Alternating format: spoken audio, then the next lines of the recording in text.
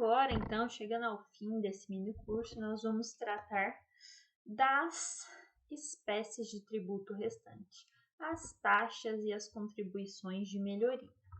Então, vamos lá. Começando pela taxa.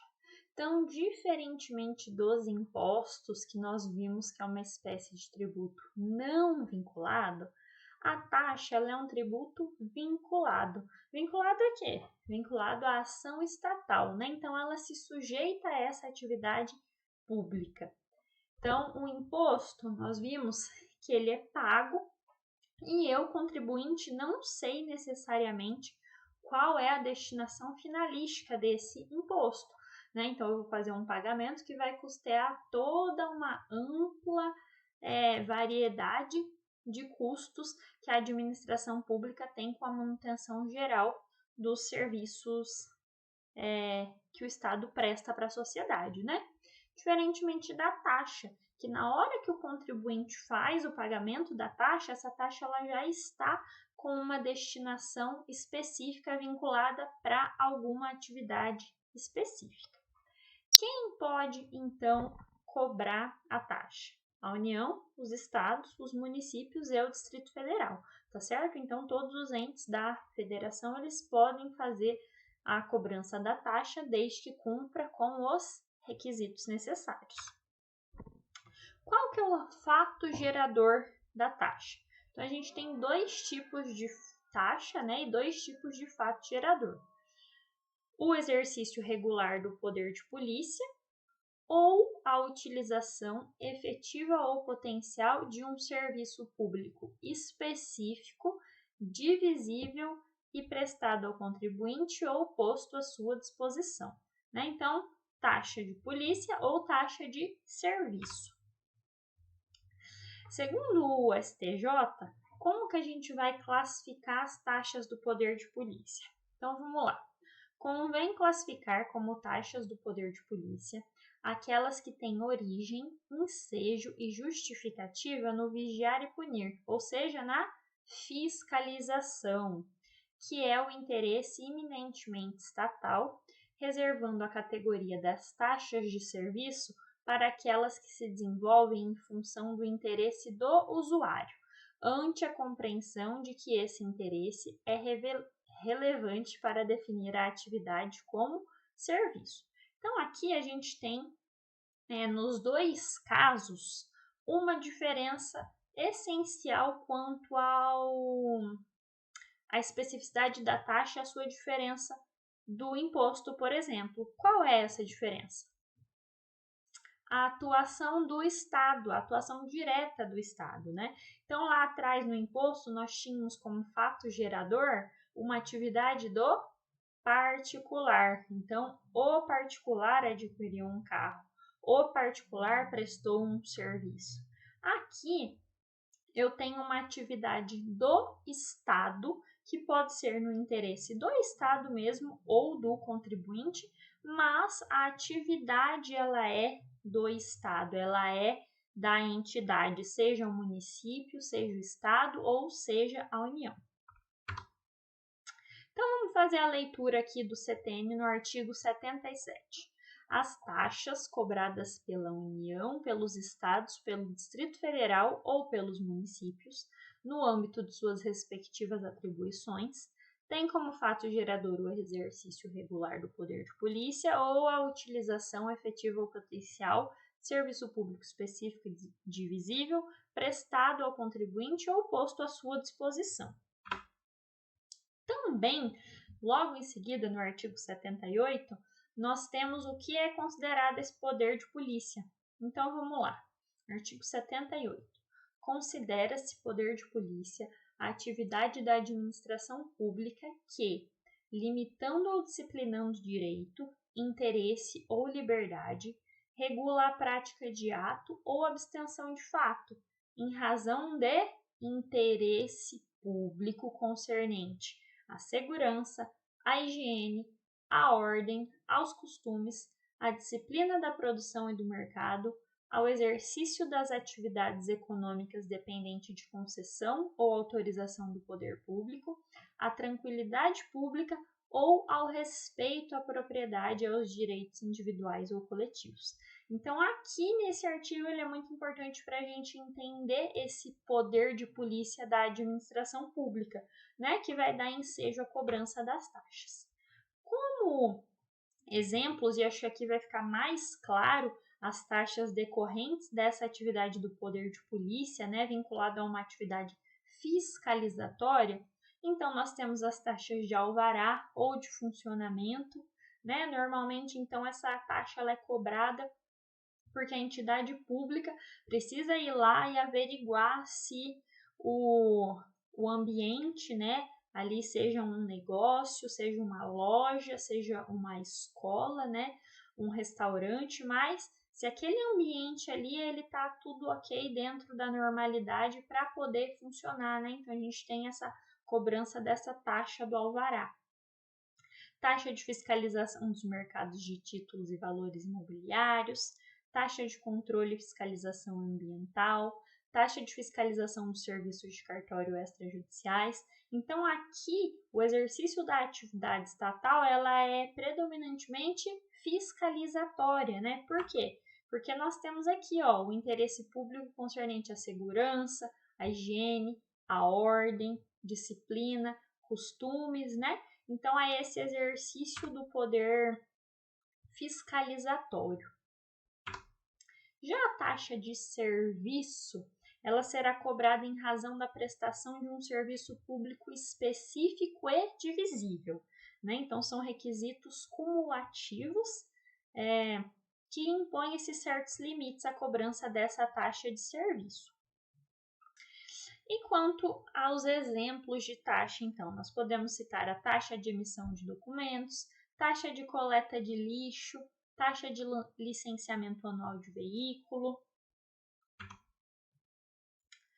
Agora, então, nós vamos falar um pouquinho das contribuições de melhoria. Então, a contribuição de melhoria ela está disciplinada lá no artigo 81 do CTN e vamos lá fazer a leitura.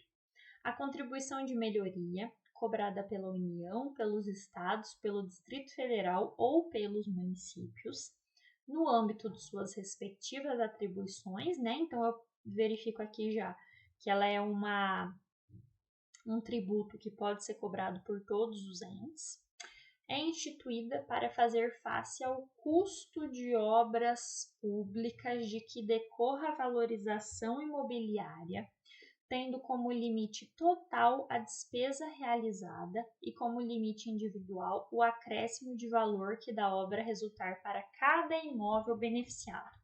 Então, aqui eu tenho duas questões para verificar, né, como requisito da cobrança da contribuição de melhoria. Então, primeiro, eu tenho que analisar a atividade do Estado, né, que vai ser o quê? A realização de uma obra pública. E segundo, eu tenho que ter um certo enriquecimento para o contribuinte, né, uma valorização imobiliária, né? Então, por isso que a gente fala que as contribuições de melhoria elas são um tributo que tem fato gerador misto, né? Porque o fato gerador compreende essas duas hipóteses. A efetiva realização, né, de uma obra pelo Estado, pode ser o município, o Estado ou a União, e uma certa consequência financeira, né, para o contribuinte, que é o quê? A valorização imobiliária. Depois, então, nós temos o empréstimo compulsório. Os empréstimos compulsórios são, então, tributos cujo critério de validação constitucional está na finalidade: gerar recursos para fazer frente a uma situação de calamidade ou guerra externa ou investimento nacional relevante e urgente. Então, isso daqui nós temos lá no artigo 148 da União, né, as hipóteses em que a União poderá instituir os empréstimos compulsórios, mediante lei complementar. Então, no primeiro inciso, para atender às despesas extraordinárias decorrentes de quais situações? Calamidade pública ou de guerra externa ou a sua iminência, né? e de investimento público de caráter urgente e relevante para o interesse nacional. E, por fim, né, porque nós vimos lá atrás que nós temos 5 tipos de tributos, apesar de existirem discussões acerca, né, que nós vimos lá na parte da classificação. Então é uma teoria tripartite, bipartida, pentapartida, então eu tenho 2, 3, 5 tipos de tributos, né? Então, adotando aqui a teoria mais aceita, né, atualmente, que é a teoria da divisão em 5 espécies, nós temos impostos, taxas, contribuições de melhorias, empréstimo compulsório e as demais contribuições, tá? Então, vamos lá. Contribuições, artigo 149. Compete exclusivamente à União instituir contribuições sociais de intervenção no domínio econômico e de interesse das categorias profissionais ou econômicas, como instrumento de sua atuação nas respectivas áreas. Observado.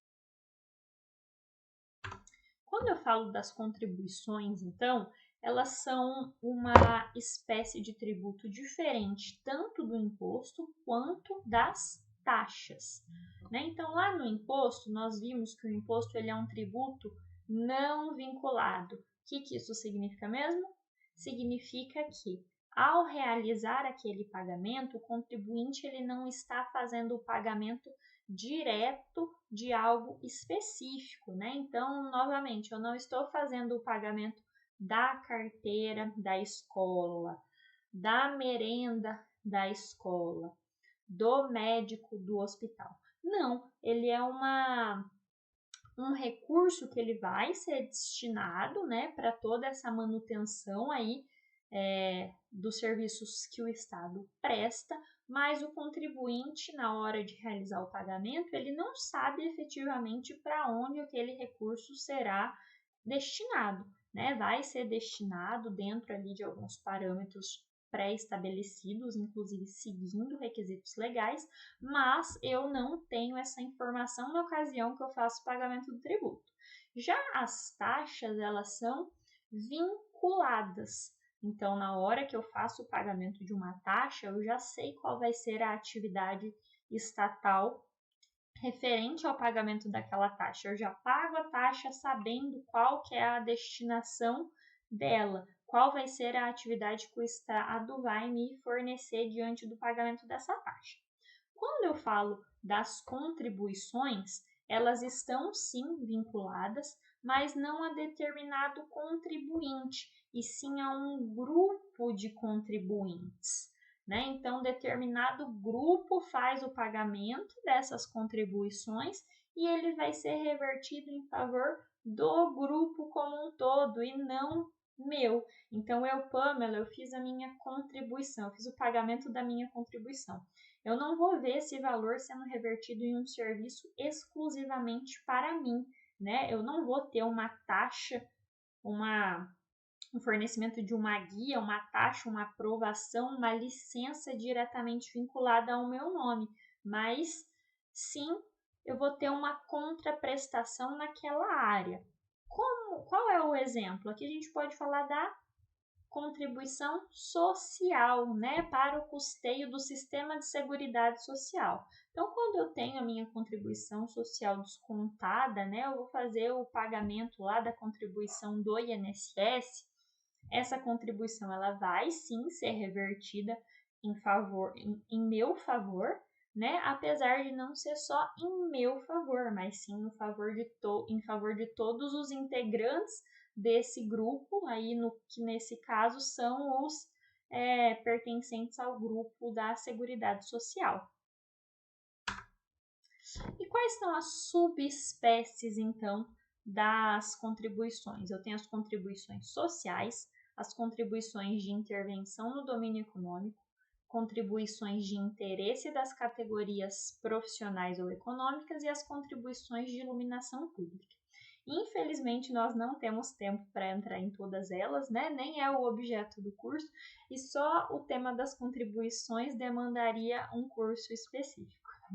Então é isso, façam a leitura do material, façam a leitura dos artigos indicados, né, no decorrer do material e da bibliografia complementar. E desejo a todos um ótimo estudo. Obrigada.